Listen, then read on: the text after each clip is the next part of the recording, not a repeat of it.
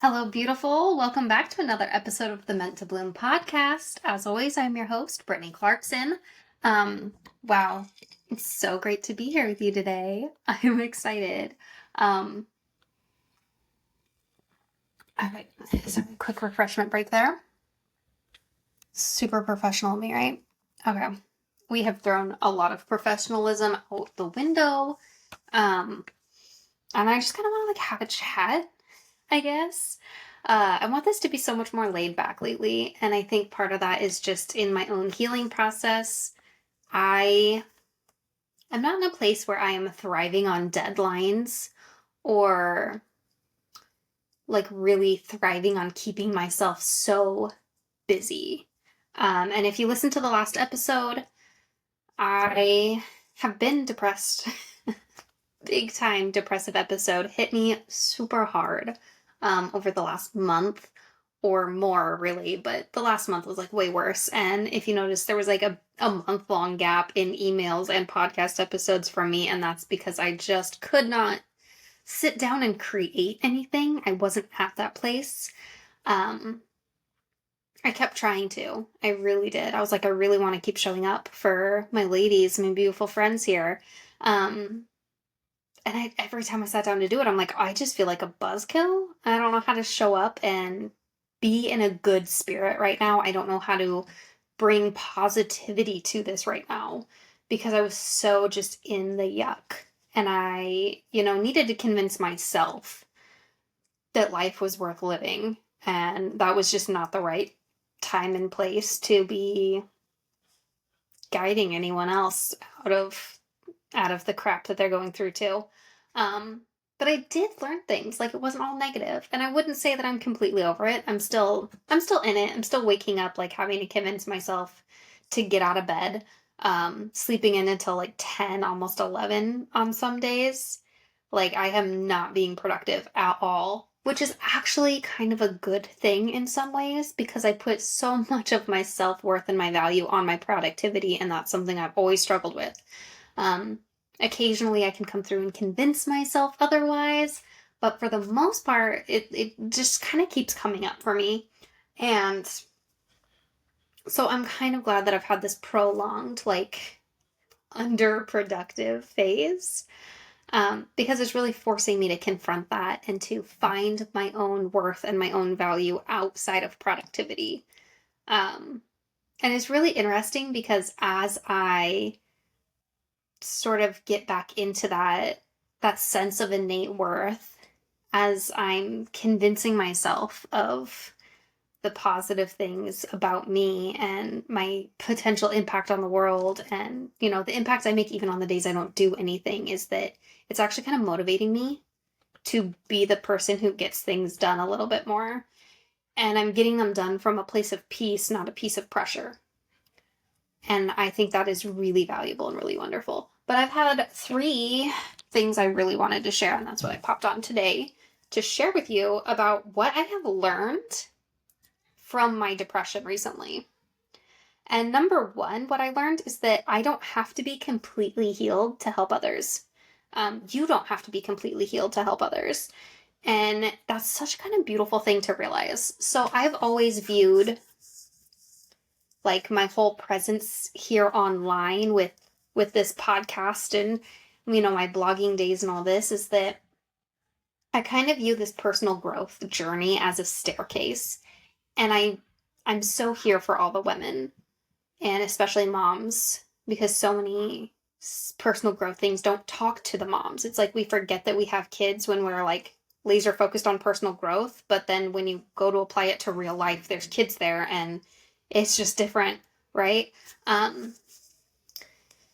So I always kind of come at it with that. But I view life as this like staircase, and life with this intent of personal growth. It's going up this staircase. And so I view myself as climbing this staircase, and I mean, it's not just stairs. They're like 6 foot and 8, like some of the steps are really tall. And you've got to figure out how to get over them. And there's some trick to it and a complication. You have to solve a riddle before you can move on to the next step, kind of thing. It's sort of how I view it, is like a challenge, a staircase challenge, I guess. I don't know. I hope this is making sense.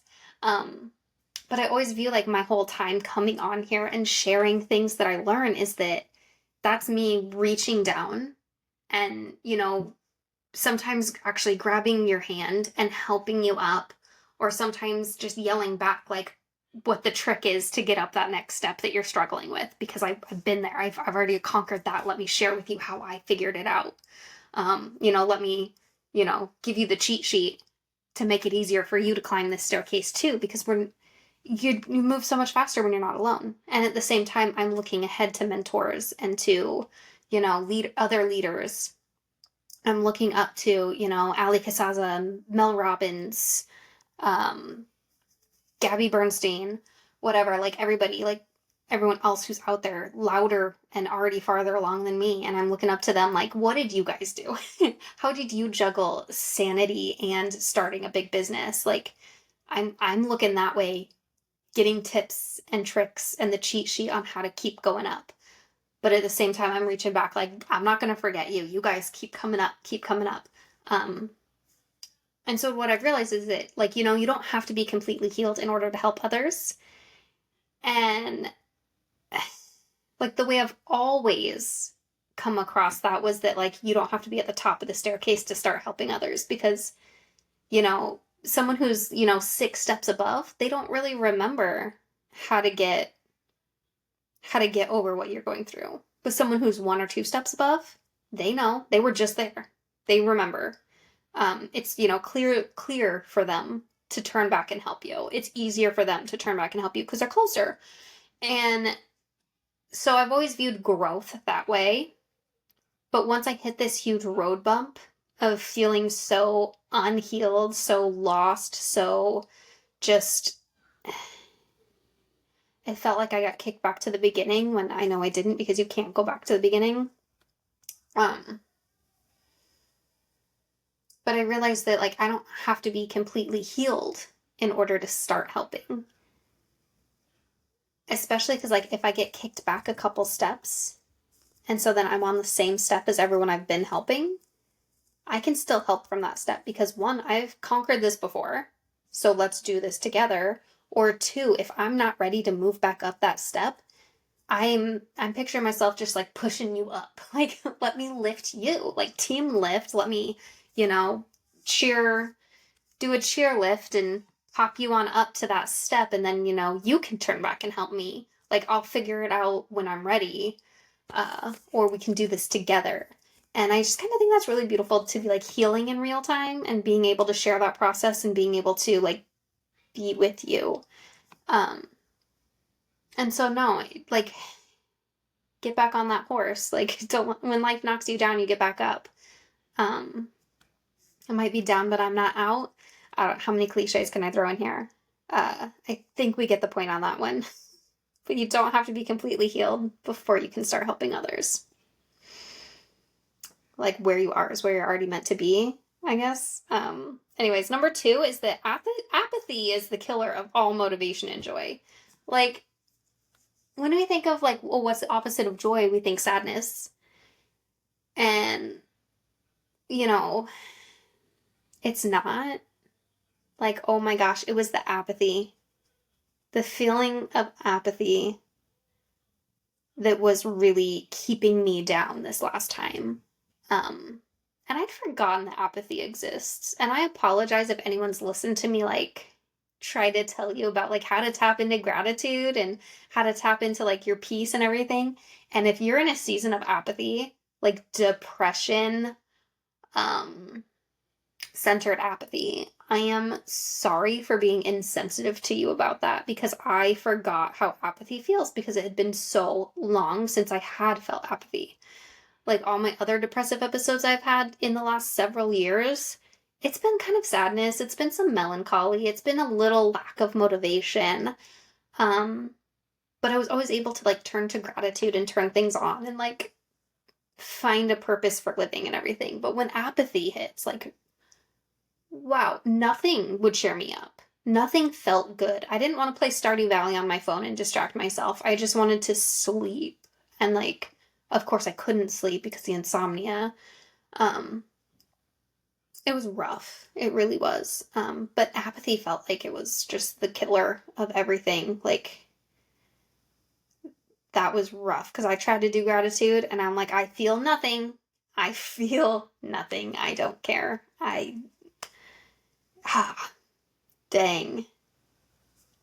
Anyone who is experiencing the apathy right now, like, my heart goes out to you. Keep holding on. Like, sometimes that's all you can do is just like power through one day at a time and be like, it will pass. This too shall pass. Everything is temporary. Nothing lasts forever. It's just a season. The gray clouds will lift and you will be able to go out in that sunshine again and feel it, like, metaphorically and really, like, meteorologically. I don't know. But apathy really, really got me. And I honestly don't have tips on how to overcome the apathy. I'm sorry. Um, yeah, it had to be said, and I apologize for forgetting that apathy exists. Because it's rough. It's really rough when you're experiencing the apathy. And that loss of interest in anything that you once loved, everything that you once loved, it's hard. It really is. Sometimes you just have to force yourself to do things that you don't want to do. Do things that you once enjoyed, even though you know you're not going to enjoy them right now. I guess that was the only real advice I came by when you're feeling that lack of motivation, that lack of interest, is to just do it because it has to be done. And keep holding on one more day. Number 3 was that healing and growing cannot occur simultaneously. All right, if you're a plant person, you know this, and you are a person. Persons are plants. People are plants. People are nature. These mimic each other. They mirror each other. We're like one. It's all a sense of oneness, with being made out of the same patterns and materials. If that makes sense. I don't remember the smart scientific philosophical way of saying things right now. But yeah, so I mean, when you have a plant, you don't fertilize it to grow on the same day that you prune it. All right? Because when it gets pruned, it has to heal. If it's damaged, it needs to heal before it's going to grow again. Right? And so you, as a human being, same thing. If you experience a new trauma, or if you reopen an old trauma, you get a trigger that just kind of awakens a trauma in you. If you are in that nasty, mucky pit of depression, that's what I meant to say, then, growth, it's not the time for growth. You have to heal first. You've got to heal it. And some healing and growth practices overlap, but the intention behind it is different. Like, you're not ready to become your best version of you when you're struggling with apathy. Like, you're just not. They're two different things. You have to heal. You have to nurture yourself. You have to comfort yourself. You have to recognize your own fragility, and you have to accept that I need the healing right now. I need the rest. I need the renewal. I need to find the peace before I can find the joy again, before I can start, becoming that better version of me. You have to have the will to live before you can focus on healthy healing, like healthy growth habits that are gonna take you to the next level. You have to want to be on that level first, right? So healing and growth don't happen at the same time. You are doing one or the other. And I mean, you might view healing as a type of growth, but I view healing as is getting back to your baseline. I view healing as, getting ready for the starting line.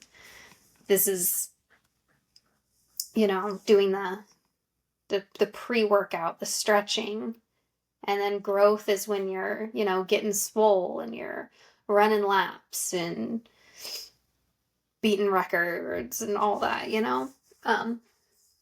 But yeah, so those are some of the things I learned through this last depressive episode, and I wanted to come on and share them with you because I don't have to wait until I'm fully healed to start helping. I hope that helped. Feel free to reach out and let me know how any of this or anything I've ever said has helped you. I really appreciate when you guys leave comments or reviews on whatever platform you're listening to. I try to check comments. Actually, I don't know if I get Spotify comments. I think you can comment on Spotify podcasts now, and I don't know how to get those if you are commenting on Spotify. So I suggest you write an Apple review because I will go on and check those every so often. Send me an email. Leave me a comment on whatever my latest Instagram post is or whatever. Comment on the YouTube video if that's where you're watching. Or go find the YouTube video, subscribe, and watch. Because I do post pretty much all of my podcast episodes over on YouTube with the video now. I feel like I've kind of fallen behind on the tech savvy stuff lately. There's been a lot of I got a lot of emails all at once about all my platforms, like, oh, we're offering this now, we're offering this now, we're offering this now. And I'm like, I don't know what's going on anymore because I didn't really read them because I was depressed and I didn't really care. And so I feel like tech is advancing faster than me and it makes me feel super old. So yeah, I don't know if you're on that train with me. Anyways, I love you, friend. Talk to you next time.